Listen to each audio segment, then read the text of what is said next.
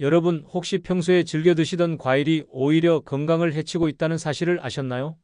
저도 처음에는 믿기 어려웠습니다. 하지만 진료실에서 만난 많은 어르신들이 같은 문제로 고생하시는 걸 보고 이제는 분명히 말씀드릴 수 있어요. 과일은 건강에 좋다는 상식, 이것이 60세를 넘어서면서부터는 조금 달라집니다. 젊을 때는 문제없던 과일들이 나이 들수록 예상치 못한 부작용을 일으키기도 하거든요.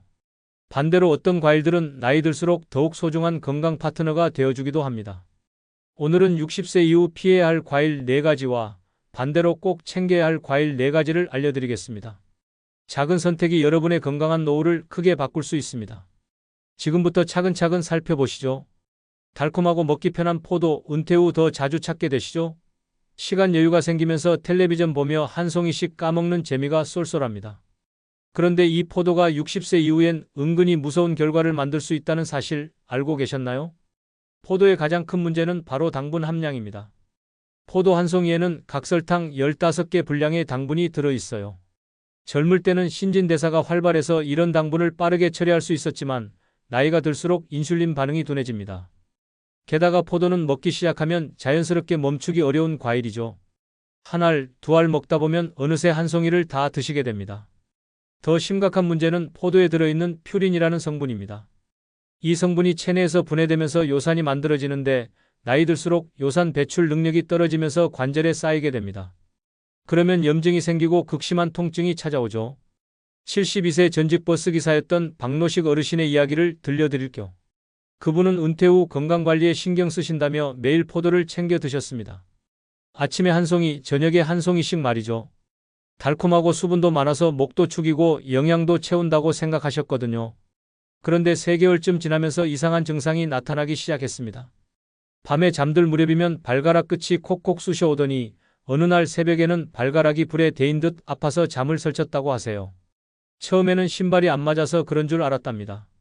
하지만 며칠 더 지나자 발가락이 빨갛게 부어오르면서 걷기조차 힘들어졌어요. 급하게 병원에 가서 검사를 받아보니 결과는 통풍이었습니다. 혈액 속 요산 수치가 정상보다 훨씬 높게 나온 거죠. 의사 선생님께서 평소 식습관을 물어보시더니 포도 섭취량을 줄여보라고 하셨어요. 그분은 반신반의하면서도 포도를 끊어보기로 하셨습니다. 처음 일주일은 정말 힘드셨대요. 입이 심심하고 달콤한 게 자꾸 당기더라고요. 하지만 가족들이 사과나 배로 대신 간식을 준비해주면서 차츰 적응해 나가셨습니다. 그리고 한 달이 지나자 신기하게도 발가락 통증이 줄어들기 시작했어요. 2달째부터는 밤에 편안하게 잠들 수 있게 되었고 3개월 후 재검사에서는 요산 수치가 정상 범위로 돌아왔습니다. 지금 그분은 포도를 완전히 끊지는 않으셨어요. 대신 일주일에 한두 번 산책하러 나가기 전에 10알 정도만 드신답니다. 운동 전 에너지원으로 활용하시는 거죠. 이렇게 하니까 혈당도 갑자기 오르지 않고 요산 수치도 안정적으로 유지되고 있어요. 혹시 여러분도 포도를 자주 드시고 계신가요? 포도를 완전히 끊으라는 말은 아닙니다. 하지만 양과 타이밍을 조절할 필요는 있어요. 포도는 간식 대체가 아닌 운동 보조로 활용하세요. 달콤함이 당길 땐 먼저 견과류나 요거트로 배를 채우고 포도는 소량만 드시는 게 좋습니다. 특히 저녁 시간대는 피하시길 권해요. 밤에는 신진대사가 느려져서 당분이 제대로 소모되지 않거든요. 하루 10알 이내 운동 전 에너지가 필요할 때만 드신다면 큰 문제는 없을 겁니다. 파인애플 하면 무엇이 떠오르시나요? 아마 대부분 소화에 좋다는 이미지일 겁니다. 실제로 파인애플에는 브로멜라인이라는 효소가 들어있어서 단백질 분해를 도와주죠. 그래서 고기를 먹고 난 후 후식으로 파인애플을 드시는 분들이 많습니다. 하지만 60세 이후에는 이 과일이 오히려 위장을 괴롭힐 수 있다는 사실 알고 계셨나요? 파인애플의 가장 큰 문제는 강한 산성입니다. 파인애플의 pH는 3.2에서 4.0 정도로 이는 위산과 비슷한 수준이에요. 젊을 때는 위 점막이 튼튼해서 이 정도 산성에도 잘 견뎌냈지만 나이가 들수록 위벽이 얇아지고 민감해집니다. 그러면 파인애플의 산성이 위 점막을 자극해서 속쓰림이나 역류를 유발할 수 있어요. 더 심각한 건 혈당 문제입니다. 파인애플은 당분이 상당히 많은 과일이거든요. 파인애플 한 컵에는 각설탕 4개 분량의 당분이 들어있어요.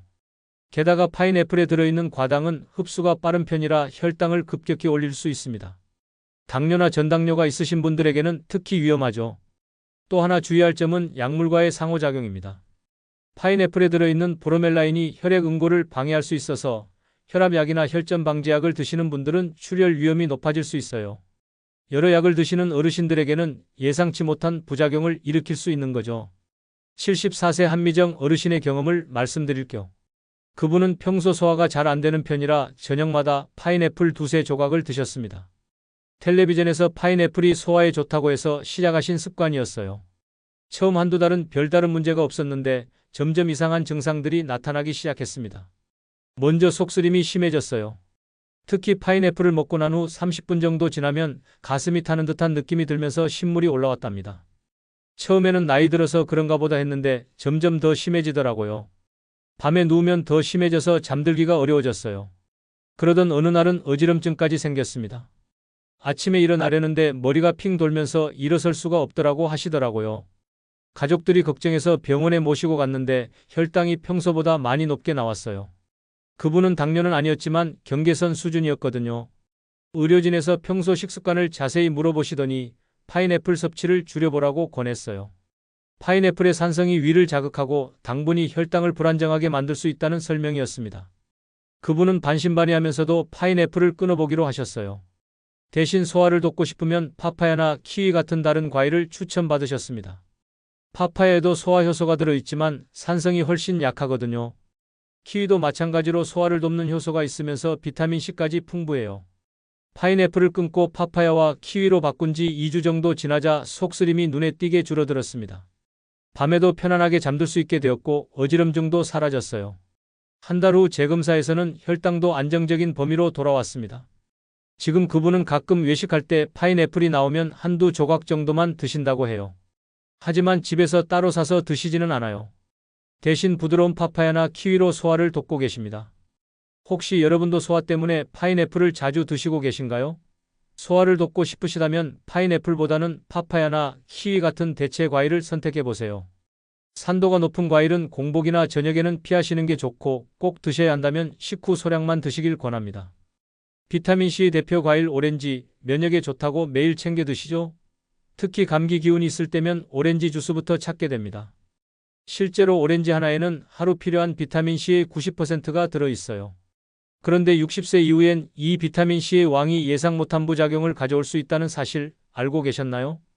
오렌지의 첫 번째 문제는 강한 산성입니다. 오렌지의 pH는 3.0에서 4.0 정도로 상당히 낮은 편이에요. 이런 산성이 치아 범랑질을 서서히 약하게 만듭니다. 젊을 때는 치매 완충 작용이 활발해서 산성을 중화시킬 수 있었지만 나이가 들수록 침분비량이 줄어들면서 치아가 더 취약해지죠. 두 번째는 구연산의 영향입니다. 오렌지에 들어있는 구연산은 체내에서 염증 반응을 증가시킬 수 있어요. 특히 관절염이 있으신 분들에게는 통증을 악화시킬 수 있습니다. 염증이 이미 있는 관절에 구연산이 더해지면 붓기와 뻣뻣함이 더 심해질 수 있거든요. 가장 심각한 문제는 약물과의 상호작용입니다. 오렌지에 들어있는 플라보노이드 성분이 간의 약물 대사 효소를 방해할 수 있어요. 혈압약, 콜레스테롤약, 수면제 등 여러 약물의 효과를 변화시킬 수 있습니다. 때로는 약효가 너무 강해져서 부작용을 일으키기도 하고 반대로 약효가 떨어져서 치료 효과가 줄어들기도 해요. 76세 정혜분 어르신의 이야기를 들려드릴게요. 그분은 평생 건강관리에 신경 써오신 분이었어요. 매일 아침 오렌지 2개씩 까서 드시는 게 30년 넘은 습관이었습니다.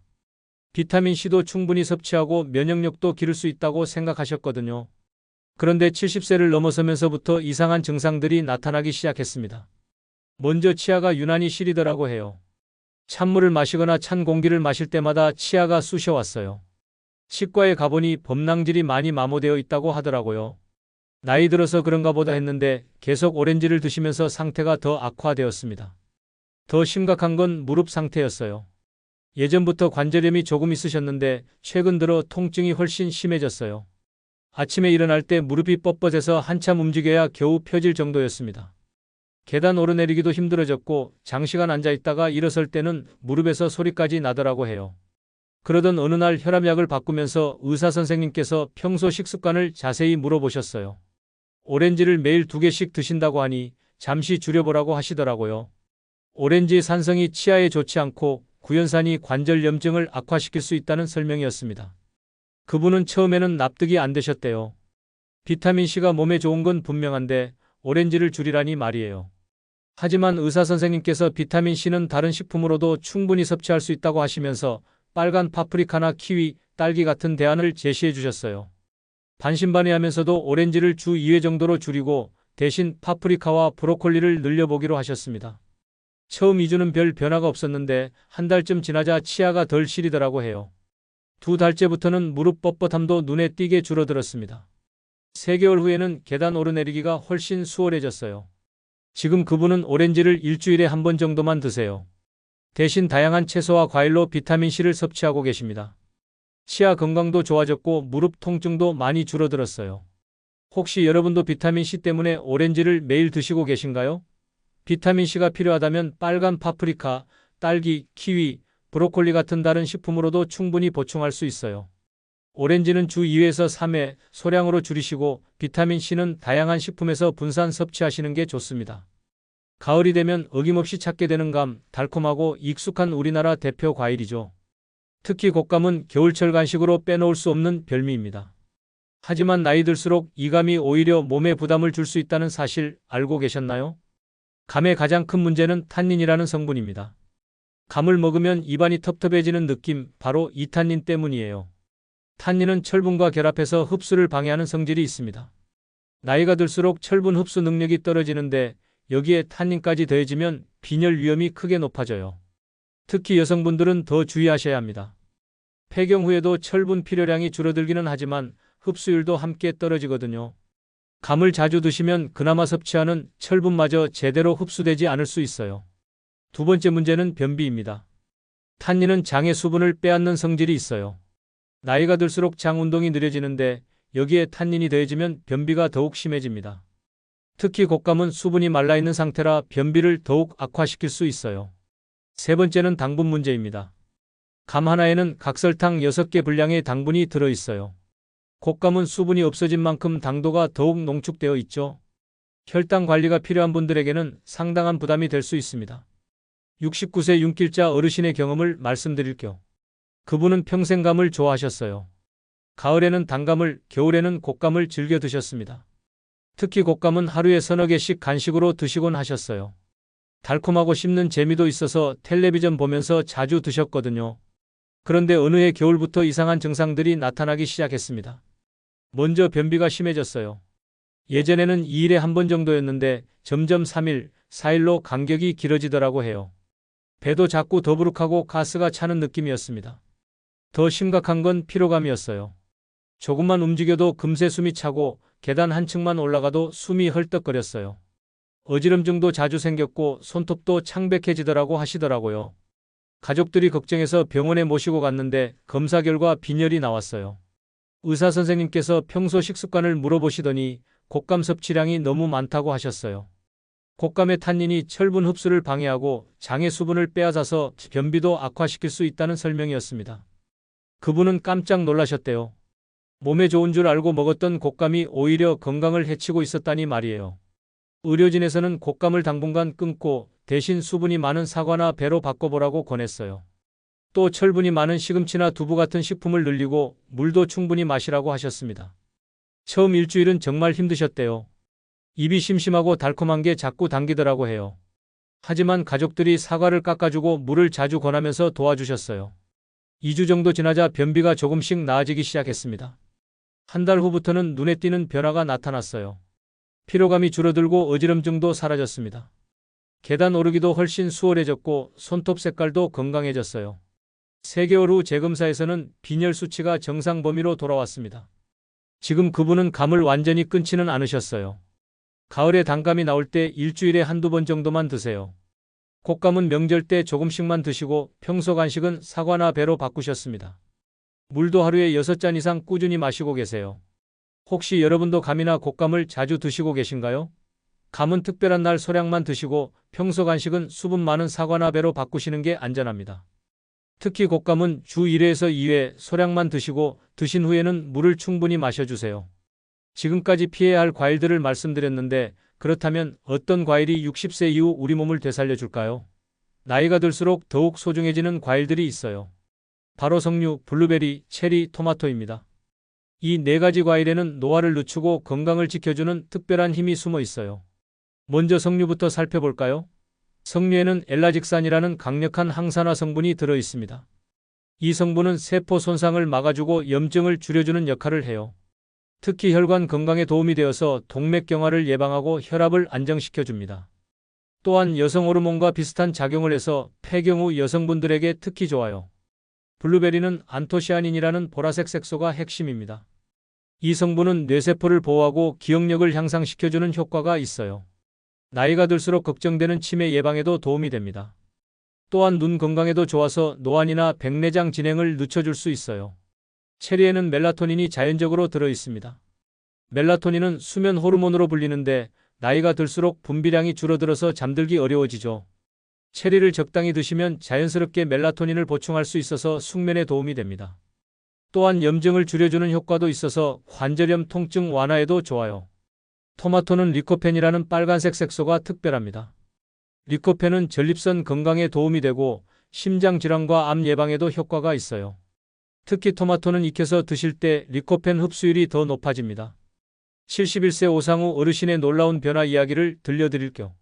그분은 은퇴 후 건강이 많이 나빠지셨어요. 혈압이 높아지고 기억력도 떨어지고 밤에 잠도 잘 오지 않았습니다. 무릎도 아프고 전체적으로 기운이 없으셨죠? 병원에서는 나이 때문이라고 하며 약물 치료만 권했어요. 그런데 우연히 건강 프로그램에서 이 4가지 과일에 대해 알게 되셨어요. 반신반의하면서도 한번 시도해보기로 하셨습니다. 아침에는 요거트에 블루베리 한 줌을 넣어 드시고 점심에는 토마토를 올리브오일에 볶아서 드셨어요. 저녁에는 석류 반 개 정도를 드시고 잠자리에 들기 전에는 체리 15개에서 20개 정도를 드셨습니다. 처음 2주간은 별다른 변화를 느끼지 못하셨어요. 하지만 3주째부터 조금씩 달라지기 시작했습니다. 먼저 잠자리에서 변화가 나타났어요.